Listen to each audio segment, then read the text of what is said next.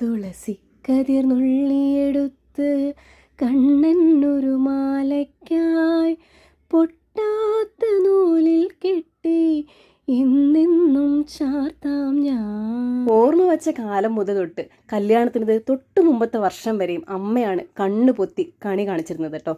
അതുകൊണ്ട് എല്ലാ പ്രാവശ്യത്തെ വിഷുവും ഇനി അങ്ങോട്ടുള്ള വിഷുവും ഞാൻ എൻ്റെ അമ്മയ്ക്ക് വേണ്ടി സമർപ്പിക്കുകയാണ്. ആ സമയത്ത് ഇഷ്ടമുള്ള എല്ലാ പലഹാരങ്ങളും അത്യാവശ്യം ഉണ്ടാക്കി തരുമായിരുന്നു കേട്ടോ.